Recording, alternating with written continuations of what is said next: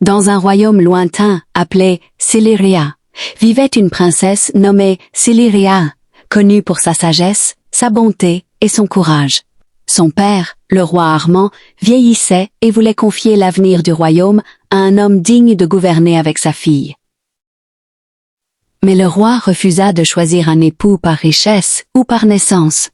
Il déclara devant tout le peuple: Celui qui épousera ma fille devra prouver son cœur, sa force et sa persévérance. Il devra gagner ici la course du destin.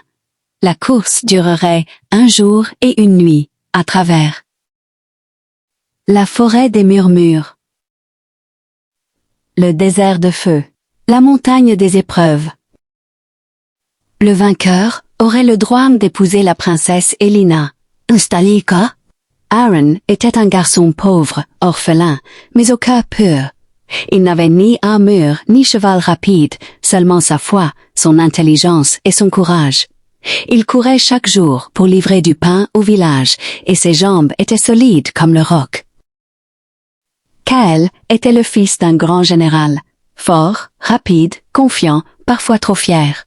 Il avait le meilleur équipement et croyait que la victoire lui appartenait déjà. Au lever du soleil, la trompette royale sonna. La princesse Elina observa les 2 garçons avec attention. La victoire ne viendra pas seulement de la vitesse, pensa-t-elle. Pastan. La course commença.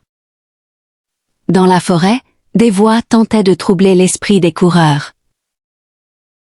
Kael se laissa envahir par l'orgueil.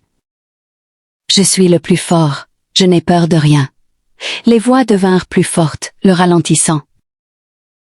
Aaron, lui, ferma les yeux et murmura: Je cours pour l'avenir, pas pour la gloire. Les murmures s'arrêtèrent, et il traversa la forêt paisiblement. La chaleur était écrasante. Kael courait vite, mais gaspilla son eau. Aaron avançait lentement, économisant ses forces. Kael s'effondra, épuisé. Aaron revint sur ses pas. Kael, pourquoi m'aider? Tu peux gagner sans moi. Aaron, gagner sans humanité, c'est perdre son âme. Ils repartirent ensemble, mais Kael insista pour qu'Aaron continue seul. La montée était terrible. Le vent, le froid, la fatigue. Aaron tomba plusieurs fois, se releva encore et encore. Il pensa à la princesse, au royaume, à l'espoir. Au sommet, une dernière épreuve. Elle expend. L'isolement, et la faith. Une voix dit: Tu n'es qu'un garçon pauvre. Tu ne mérites pas la princesse. Aaron répondit: Je ne mérite rien. Mais j'aime avec sincérité. La porte s'ouvrit. Aaron arriva au palais à l'aube, le corps fatigué, mais le cœur debout. Peu après, Kael arriva aussi, blessé mais digne.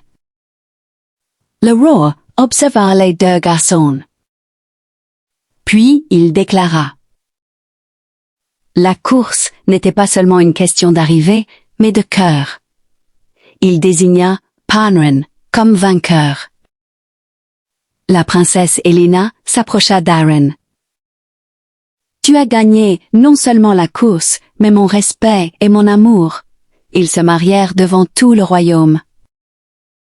Kael devint un grand protecteur du peuple, ayant appris l'humilité. La vraie victoire ne vient pas de la force, mais du courage, de la bonté et de la persévérance.